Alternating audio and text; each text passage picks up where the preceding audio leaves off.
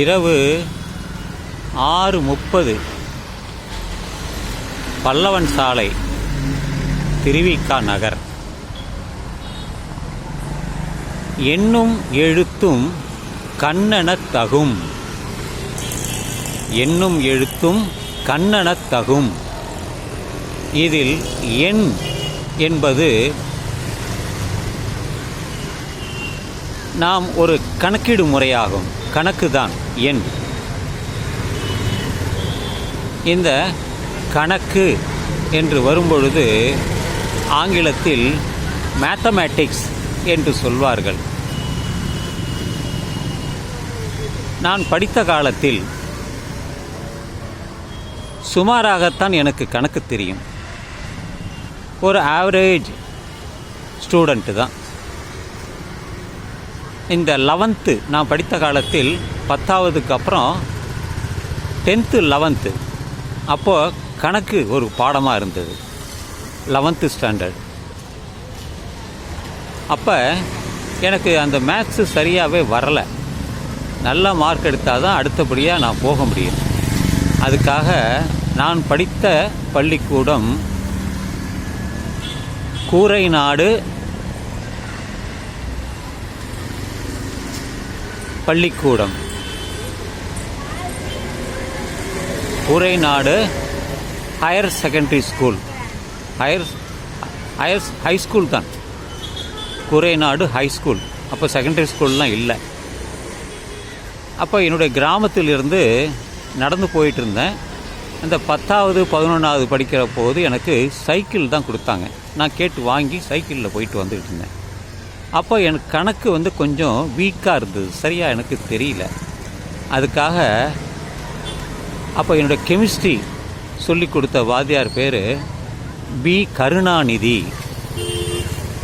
அவர் கொரநாட்டில் தான் இருக்கார் வீடு. அவர் வீடுக்கெல்லாம் நான் தெரியும். அப்போ டியூஷனுக்காக அவர்கிட்ட போவேன். அவர் தான் எனக்கு மேத்ஸ் டியூஷன் சொல்லி கொடுத்தாரு. நல்ல எளிய முறையில் எனக்கு சொல்லி கொடுத்தார். அதில் முக்கியமாக இந்த பித்தகோரஸ், ஜாமெட்ரி அதெல்லாம் நல்லா எனக்கு புரிஞ்சது. அதுக்கப்புறம் இந்த காலமும் நேரமும் எவ்வளோ தூரம் போனால் எவ்வளோ நேரத்தில் போவாங்க அப்படிங்கிற கணக்கெல்லாம் இருக்குது. அதெல்லாம் எனக்கு நல்லா புரிஞ்சுது. அதனால் ஒரு 75% வரைக்கும் மார்க் வாங்கினேன் கணக்கில். இது எதுக்கு என்ன சொல்கிறேன்னா, எனக்கு அதுக்கப்புறம் இந்த அல்ஜீப்ரா மற்ற இதெல்லாம் இருக்கு இல்லையா, அதெல்லாம் எனக்கு சுத்தமாகவே தெரியாது. a+b b² = a² b² 2ab சொல்லுவாங்க. இதெல்லாம் எனக்கு சுத்தமாகவே வரலை, புரியல. அது எப்படிங்கிறது எனக்கு சுத்தமாகவே புரியல. அதனால் எனக்கு நான் கெமிஸ்ட்ரிக்கு தேர்ந்தெடுத்து போனேன். இதெல்லாம் ஒரு புறம் இருக்கட்டும்.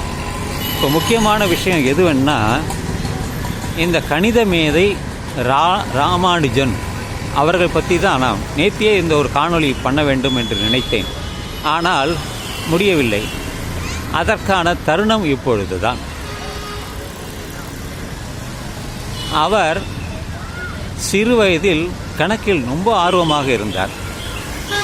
சகுந்தலா தேவி கணக்கில் ஒரு ரொம்ப நிபுணர் என்றே சொல்லலாம். ரொம்ப எளிதாக கணக்கை சொல்லித் தருவார்.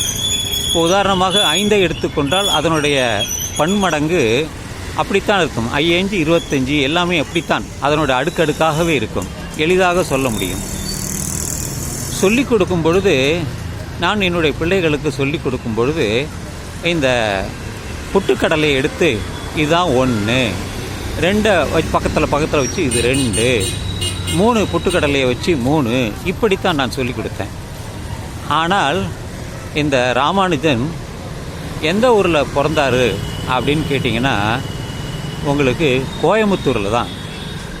தகப்பனார் இல்லை, தாய் இவனுடைய படிப்பை பார்த்து எப்படியாவது நிலை மேலே கொண்டு வர வேண்டும் என்று நினைத்தார். அவரும் விரும்பினார். அந்த காலத்தில் அவர் ஒரு பிராமண சமூகத்தை சேர்ந்தவர். அந்த காலத்தில் கடல் கடந்து போகக்கூடாது என்ற ஒரு நிலை இருந்தது. அதையெல்லாம் தூக்கி போட்டார் அவருடைய தாயார். பாராட்ட வேண்டிய தாய். நீ போய் படி, உனக்கு என்ன செலவானாலும் நான் தருகிறேன் என்று கப்பலில் செல்கிறார். எங்கே? இங்கிலாந்து நாட்டிற்கு. அங்கே புதிய புதிய கணக்குகளை, சூத்திரங்களை, ஃபார்முலா அதெல்லாம் அவர் சொல்லித் தருகிறார். அவரை கொஞ்சம் கொஞ்சமாக அவர் மேல் நோக்கி போகிறார், பெரிய ப்ரொஃபஸர் ஆகிறார். இது எதை சொல்கிறேன் என்றால், அவர் வகுத்த அந்த சூத்திரங்கள் தான் இன்று அந்த ஒளியின் வேகம் அதை வைத்து எப்படி இந்த புவியீர்ப்பு இசையை கடந்து செல்வது, எப்படி அந்த நிலவிற்கு செல்வது என்ற கணக்குகள் எல்லாம், சூத்திரங்கள் எல்லாம் அவர் வைத்திருந்தார்.